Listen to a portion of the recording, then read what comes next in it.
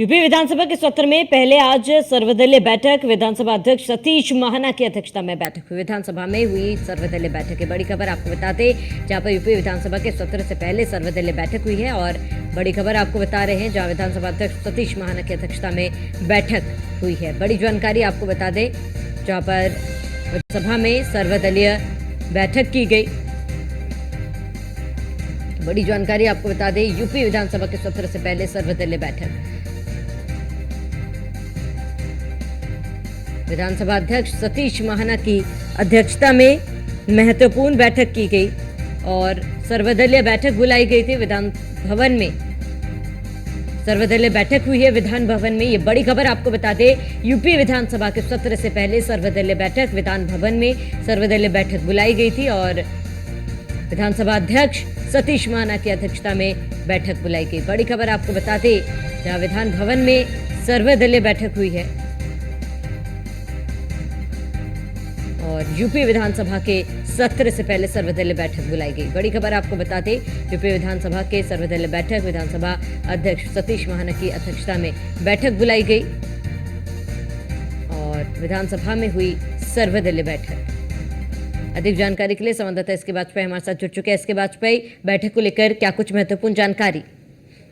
बिल्कुल, यूपी विधानसभा का मानसून सत्र शुरू होने जा रहा है, जिसको लेकर यूपी विधानसभा अध्यक्ष की तरफ से सर्वदलीय बैठक बुलाई गई है। हालांकि सर्वदलीय बैठक में राजा भैया, ओपी राजभर, राधा मिश्रा मोना और समाजवादी पार्टी की तरफ से आशू मलिक शामिल हुए हैं। हालांकि इसको लेकर कहीं न कहीं कोशिश जरूर उत्तर प्रदेश सरकार और विधानसभा अध्यक्ष की है कि जो विधानसभा का सत्र है उसको सुचारू रूप से चलाया जाए। अगर विपक्ष के पास कोई मुद्दा है, कोई चर्चा का विषय है, तो उसको शांतिपूर्वक सदन से जिस तरीके से किसी बात को रखा जाता है वैसे रखा जाए, किसी तरीके का हो हल्ला या हंगामा न किया जाए।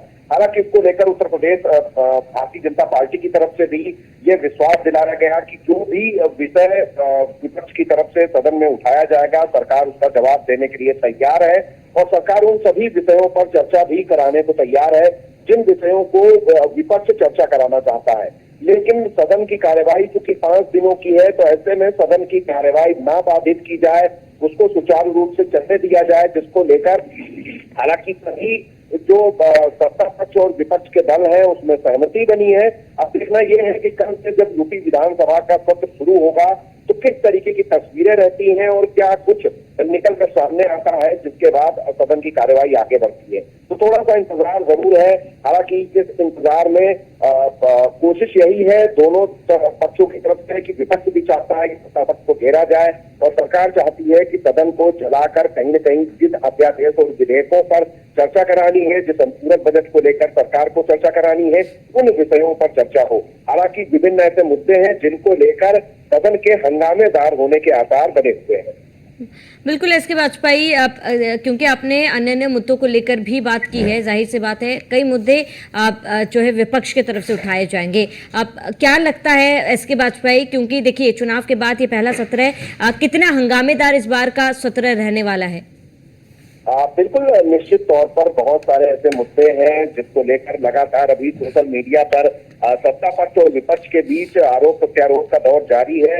और चूंकि मानसून का सत्र है, तो ऐसे में कम दिन के सत्र में भी विपक्ष की तरफ से कोशिश जरूर होगी कि भारतीय जनता पार्टी की प्रदेश सरकार को घेरा जाए, उन विषयों को, उन मुद्दों को उठाया जाए जिनसे कहीं न कहीं एक मैसेज लोगों के बीच में जाए। हालांकि सरकार ने भी सभी बिंदुओं पर तैयारी पूरी कर ली है।